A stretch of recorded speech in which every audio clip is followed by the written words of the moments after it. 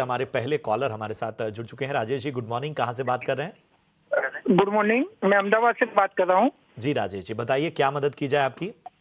हाँ, मेरे पास आदित्य बिरला कैपिटल 272 रुपये से मैंने 500 शेयर खरीदे हैं। ठीक है। वो शॉर्ट टर्म के लिए खरीदे हैं, तो उसको क्या करना चाहिए? और दूसरा सवाल है बजाज फाइनेंस। हाँ। मैंने 2018 में करीबन 1700 के एवरेज से खरीदा था 55 शेयर। तो वो स्प्लिट होके अभी 550 शेयर हुए हैं। अच्छा, तो उसमें अभी 1-2 साल लॉन्ग टाइम के लिए मैं रख सकता हूँ, तो उसमें क्या कर सकते हैं? ठीक है। तो सबसे पहले बजाज फाइनेंस पे राय ले लेते हैं। गौरांग सर, नमस्कार। बजाज फाइनेंस पे राय दीजिए। इन्होंने एवरेज प्राइस 1700 बताई, लेकिन उसमें स्प्लिट वाले शेयर भी शामिल हैं और लॉन्ग टर्म का इनका नजरिया है बजाज फाइनेंस पे। बताइए क्या करना चाहिए। धन्यवाद प्रशांत भाई, इस मंच पर आमंत्रित करने के लिए सभी को प्रणाम और शुभ प्रभात हमारे तरफ से। राय देने से पहले अनिवार्य है कि डिस्क्लोजर हम दे दें। जो भी राय निवेश लायक रणनीति हम आपके समक्ष आज रखेंगे, ये हमारी रिसर्च टीम की तरफ से है। इसमें हमारी कंपनी जियोजित या हमारा कोई निजी निवेश नहीं है, ना ही किसी प्रकार का वित्तीय लाभ है और ना ही किसी प्रकार का कॉन्फ्लिक्ट ऑफ इंटरेस्ट। लेकिन इसी प्रकार से राय हम हमारे क्लाइंट्स को देते हैं, हो सकता है उनका निवेश हो लंबी अवधि के लिए। अब आते हैं इनके प्रश्न के ऊपर। बहुत ही सुलझा हुआ निवेश मैं मानता हूं पटेल साहब का है यहाँ पर। और यही एक उदाहरण होता है कि अगर आपने अच्छी कंपनियों में लंबी अवधि के लिए ब्याजबी स्तर पर या फिर मूल्यांकन पर निवेश किया तो किस प्रकार से आपकी पूंजी में वृद्धि होती है। अब हाल ही में स्प्लिट और बोनस को लेकर के एडजस्टमेंट हुई थी, करीबन 950 के आसपास मौजूदा स्तर बजाज फाइनेंस का।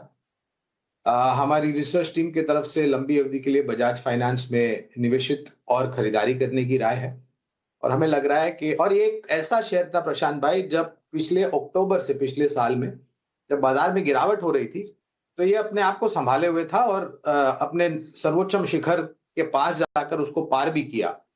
तो अगर लंबी अवधि का निवेश है, रुपयों की कोई आवश्यकता नहीं है, तो आप बने रह सकते हैं बजाज फाइनेंस में। ठीक है, तो बने रहने की सलाह आपको फिलहाल बजाज फाइनेंस में मिलती हुई। श्रीकांत जी हमारे साथ इस वक्त फोन लाइन पर बने हुए हैं। श्रीकांत जी, गुड मॉर्निंग। पूछिए अपना सवाल। नमस्कार सर। नमस्कार। नमस्कार, पूछिए अपना सवाल। मैं ईटी नाउ स्वदेश का बहुत फैन हूँ सर। आपका चलिए, चैनल हमें बहुत बड़ी खुशी हो रही है कि आप प्रशंसक हैं हमारे चैनल के। बताइए आज हम आपकी कैसे मदद कर सकते हैं। मैं कर्नाटक गुलबर्गा से बात कर रहा हूँ। जी जी। हाँ, मेरा इराडा का शेयर है सर जी। 1000 शेयर है, इन्वेस्टमेंट है मेरा। और 1 साल हुआ, अभी 180 के ऊपर नहीं जा रहा है। मेरा एवरेज प्राइस 180 है। क्या करना चाहिए? चलिए, इरेडा पे राय जानना चाहते हैं। कितना समय देना चाहते हैं श्रीकांत जी? लॉन्ग टर्म है सर मेरा। ठीक है, ठीक है। 2-3 साल तक चलेगा। और गौरांग सर को भी नमस्कार सर मेरा। बिल्कुल बिल्कुल।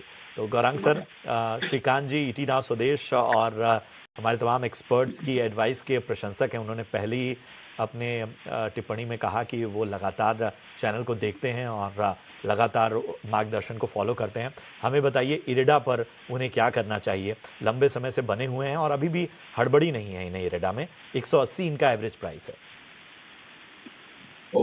श्रीकांत भाई, सबसे पहले तो प्रशंसा और शब्दावली का प्रयोग करने के लिए आपका बहुत बहुत धन्यवाद। आपको भी सादर प्रणाम और शुभ दिन हमारे तरफ से, शुभ प्रभात हमारे तरफ से। अगर लंबी अवधि का निवेश है प्रशांत भाई इनका, तो मैं इनको पहले तो ये राय दूंगा कि रोज या फिर हर हफ्ते भाव को देख करके अपना ब्लड प्रेशर जो है उसको ज्यादा तकलीफ ना दे। अगर लंबी अवधि का निवेश है तो आप निवेश कर दीजिए और तिमाही नतीजों पर या छमाही नतीजों पर या फिर साल दर साल नतीजे आते हैं उस पर ज्यादा ध्यान दें। जहां तक इरडा का सवाल है, तो मुझे स्पष्ट रूप से याद है जब इसका आईपीओ आया था कुछ समय पहले, तब भी और उसके पश्चात हमारी रिसर्च टीम की तरफ से खरीदारी की करने की राय है। ये कंपनी नई ऊर्जा उत्पादन जो कि सूर्य और वायु से पैदा होती है और बाकी अन्य जो ऊर्जा उत्पादन है उसको वित्तीय सहायता करती है, यानी कि फाइनेंशियल सपोर्ट देती है उस उत्पादन क्षमता को खड़ी करने के लिए। जिस प्रकार से सरकार की नीतियां रही हैं और आने वाले 3 से 5 साल में जिस प्रकार से नई ऊर्जा उत्पादन जुड़ेगी, खास करके ज्यादातर तो वो क्लीन और ग्रीन एनर्जी होगी। और इस कंपनी के मैनेजमेंट ने भी अपनी ऑर्डर बुक को लेकर के बहुत ही सकारात्मक नजरिया आप सबके समक्ष रखा है। लंबी अवधि का निवेश है तो बने रहें और ज्यादा छोटी मध्यम अवधि में उतार चढ़ाव पर ऊपर ध्यान न दें। तो ये सलाह है रेरा को लेकर, लेकिन चलिए आगे बढ़ते हैं। और नागर साहब हमारे साथ इस वक्त जुड़ चुके हैं। सर्वेश जी गुड मॉर्निंग, कहां से बात कर रहे हैं? मैं सर सीहोर से बात कर रहा हूं सर। जी जी, बताइए क्या करते हैं सर्वेश जी आप? सर मैं तो सर खेती करता हूं। अरे वाह वाह वाह, तो किस चीज की खेती करते हैं आप? सर जैसे गेहूं लगाते हैं, मूंग है और धान।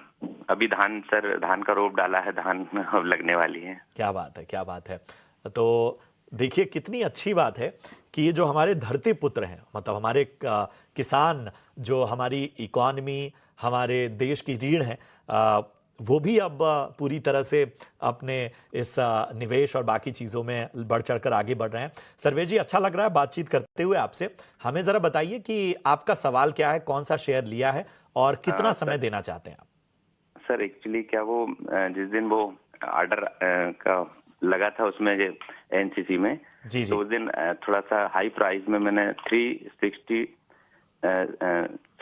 236 पे मैंने उसको बाय कर लिया था। ठीक है। तकरीबन 505 शेयर ले लिए थे मैंने। ठीक है। तो सर उसका थोड़ा सा मुझे आपसे थोड़ा राय लेना था, उसमें क्या करना चाहिए? बिल्कुल बिल्कुल। समय देंगे आप पूरा, मतलब आपका नजरिया लंबी अवधि का है या शॉर्ट टर्म का? शॉर्ट टर्म में सर। शॉर्ट टर्म का नजरिया है। गौरांग सर वैसे तो इनकी छोटी अवधि का नजरिया है। एनसीसी पे जरा राय दीजिए, 236 रुपए इनकी बाइंग प्राइस है, क्या करना चाहिए? और एक विस्तृत नजरिया भी दीजिए इस स्टॉक पर अगर आपके कवरेज में है। प्रशांत भाई, सबसे पहले तो सर्वेश जी को भी मैं नमन करना चाहूंगा। धरती पुत्र के साथ साथ ये अन्नदाता भी हैं, हमारे किसान भाई हैं, और मेरे ख्याल से ये बहुत अच्छा लगता है जब ग्रामीण, मध्यम ग्रामीण से लोग खास करके कृषि क्षेत्र से शेयर बाजार से जुड़ने का प्रयास करते हैं। ये सिर्फ ये दर्शाता है कि किस प्रकार से शेयर बाजार के बारे में जानकारी अब सिर्फ बड़े छोटे या मझौले शहर तक सीमित नहीं है, ग्रामीण, मध्यम ग्रामीण इलाकों में और कृषि से क्षेत्र जुड़े इलाकों में भी जाकर के पहुंच रही है। तो सर्वेश जी, पहले तो मैं आपसे दरखास्त ये करूंगा कि आप कृषि क्षेत्र से जुड़े हुए हैं, फसल की पैदावार करते हैं, ट्रेडिंग अगर आप करते हैं तो आपको बहुत ही चौकन्ना रहने की जरूरत है और शेयर बाजार से जुड़े रहने की जरूरत है। ऐसा नहीं कि आपने कुछ ट्रेडिंग के लिए ले लिया और फिर आप अपने काम पे निकल गए या अपने खेत में निकल गए खेती बाड़ी करने के लिए। ऐसा अगर होता है तो इस तरीके की परिस्थिति हो सकती है जहां पर आपने थोड़ा बहुत ऊपरी स्तर पर लिया है एनसीसी लिमिटेड का शेयर। सर्वेश जी, ये कंपनी निर्माण कार्य से जुड़ी हुई है, कंस्ट्रक्शन से जुड़ी हुई है। आंध्र प्रदेश, तेलंगाना राज्य स्थापित ये कंपनी है।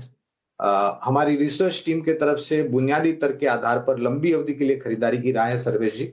और अगर आपके पास समय परिवर्तन की अनुमति है, यानी कि अगर आप लंबा समय दे सकते हैं, अगर आपके पास वो अनुकूलता है या फिर समय दे सकते हैं, तो 277 के आसपास के लक्ष्यांक है लंबी अवधि के लिए।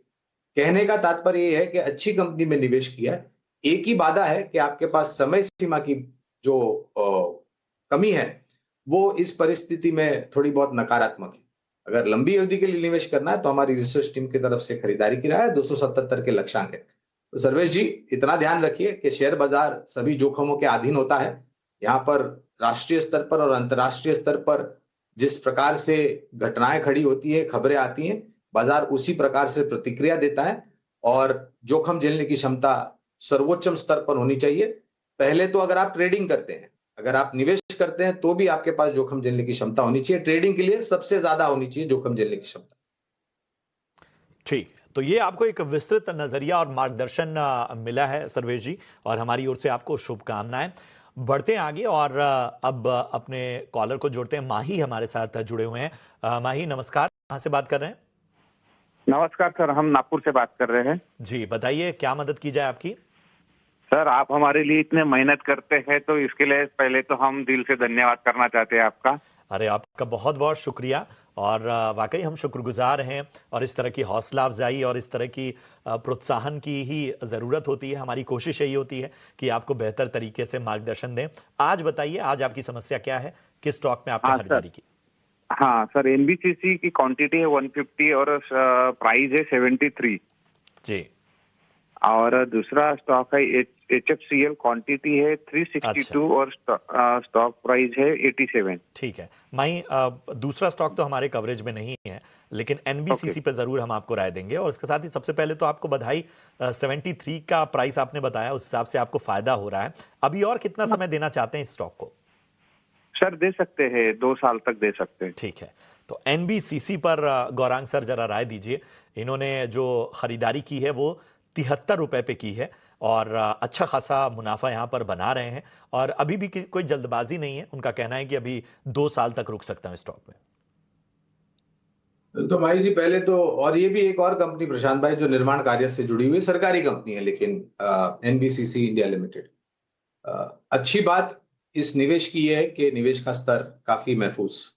दूसरी तरफ जिस प्रकार से निर्माण कार्य केंद्रीय स्तर पर सरकार कर रही है, राष्ट्रीय स्तर पर अलग अलग सरकारें कर रही हैं, और उसके साथ साथ एक नया आधुनिक ढांचा खड़े करने का प्रयास सरकार की तरफ से हो रहा है। जो पुराना ढांचा है उसको भी मरम्मत करके आधुनिक बनाने का प्रयास चल रहा है। इस पूरे परिस्थिति में हमें लग रहा है कि जो निर्माण कार्य से जुड़ी हुई कंपनियां, मिसाल के तौर पर अभी हमने एनसीसी लिमिटेड की बात की, अब हम एनबीसीसी लिमिटेड की बात कर रहे हैं, तो बने रहने की राय है पहले तो माही जी। एनबीसीसी में आपके पास 2 साल का नजरिया है, बहुत ही पर्याप्त नजरिया है। बहुत ही सीमित लक्ष्यांक मैं आपके समक्ष रखना चाहूंगा, वो है 126 के आसपास का अनुमानित, क्योंकि पहली तिमाही के नतीजे पर्दे उठेंगे। कल से टीसीएस घोषणा करेंगे और उसके पश्चात बाकी सब कंपनियां, पर्दा उठेगा पहली तिमाही के नतीजों पर। तो अगर नतीजे अच्छे आएंगे तो इस लक्ष्यांक में परिवर्तन होगा। फिलहाल आप बने रह सकते हैं एनबीसीसी।